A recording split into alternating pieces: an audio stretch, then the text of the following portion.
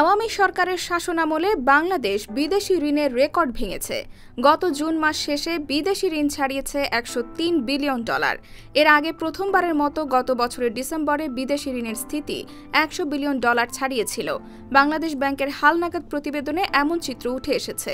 বাংলাদেশ ব্যাংকের সর্বশেষ প্রকাশিত তথ্য অনুসারে চলতি অর্থ বছরের জুন মাস শেষে সরকারি ও বেসরকারি খাতে বিদেশি ঋণের স্থিতি ছিল $103.79 বিলিয়ন। প্রতি ডলার 120 টাকা ধরে এই অর্থ বাংলাদেশি মুদ্রায় 12,45,480 কোটি টাকার সমান। মোট বিদেশি ঋণের মধ্যে সরকারি খাতে 80% আর বেসরকারি খাতে প্রায় 20% ঋণ রয়েছে।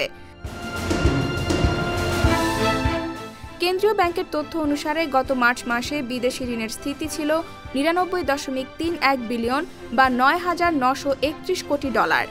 সেই হিসাবে গত 3 মাসের ব্যবধানে বিদেশি ঋণের স্থিতি বেড়েছে $448 কোটি।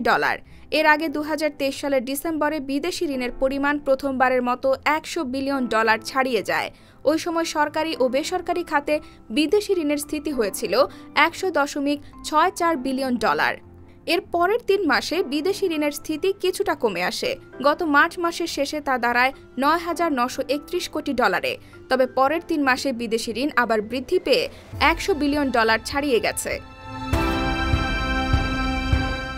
বাংলাদেশ ব্যাংকের তথ্য অনুযায়ী 2015-16 অর্থ বছর শেষে বিদেশি ঋণের স্থিতি ছিল $41.17 বিলিয়ন। অর্থাৎ গত 9 বছরে বাংলাদেশের বিদেশি ঋণ বেড়েছে দ্বিগুণের বেশি। জনশুমারি এবং গৃহগণনা শুমারির সর্বশেষ প্রতিবেদন অনুযায়ী দেশের জনসংখ্যা বর্তমানে 16,98 লাখ। সেই হিসাবে গত জুন শেষে মাথাপিছু বিদেশি ঋণ দাঁড়িয়েছে $611 বা প্রায় $73,000 টাকা। 9 বছর আগে এর পরিমাণ ছিল $257 কিছু বেশি। IBTV USA, new York.